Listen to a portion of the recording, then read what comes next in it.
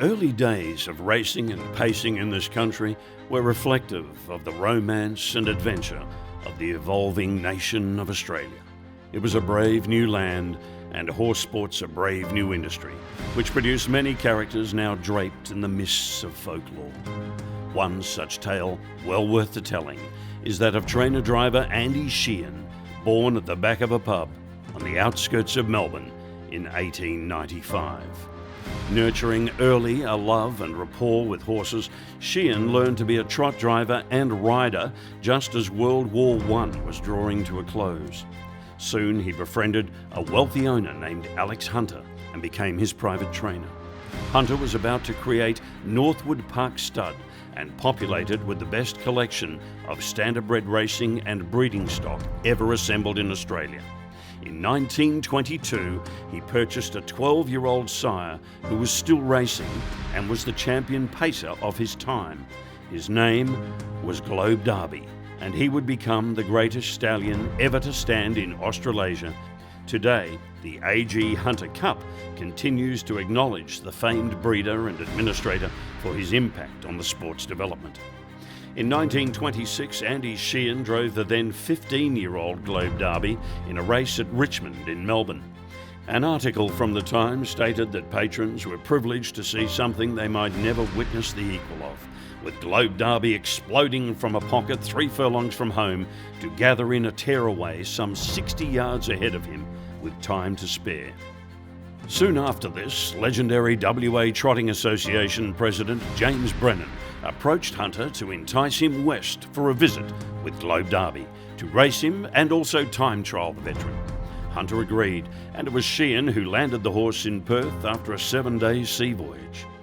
The maiden 3-year-old filly Lorimda also made the journey, as did the mare Ulinia Bells. She would win at Sheahan's first drive in WA, 3rd April 1926, in a heat of the Easter Cup at the Wacker Ground Racecourse. That same night, Sheahan paraded Globe Derby for the crowd, then ran 3rd with the champ in a heat of the Brennan Free-for-All. Ulinia Bells would later win a heat of the Brennan and finish 3rd in the final. She also won the Easter Handicap 2 days later. Globe Derby's time trial was unfortunately rained out. However, Lorimda would go on to win the Sires Produce Stakes, and indeed the time in Perth had worked a charm on Sheahan and germinated an idea. A few months after returning to Melbourne, Sheahan was informed by Alex Hunter that he was leaving trotting for the Gallops. He wanted Sheahan to go with him as his trainer, but Sheahan saw his chance to buy several of Hunter's paces and take them to Perth. And that is what happened. With just 4 quality fillies and mares to commence with, Sheahan leased boxes at Jim Hand's Pier Street stables in East Perth. The 4 were Ulinia Bells, who would win a heat of the WA Trotting Cup, Katie Wood, winner of the WA Derby, Owaihi Lass, First Division Free-for-All winner, and Lorimda, victorious in 6 more races after her sire's success. She would produce Admiral Park at stud, who in turn won 7 races for Sheahan, then transitioned into a successful sire. Jim Hand quickly made Sheahan his #1 catch driver, and Sheahan immediately won the Perth Drivers' Premiership in his first full season in 1927-28. In all, he won 3 drivers and 2 trainers' premierships. In 1932, Sheahan set up stables in Maylands and increased his breeding interests. Lorimda and Katie Wood would prove to be prolific dams of winners.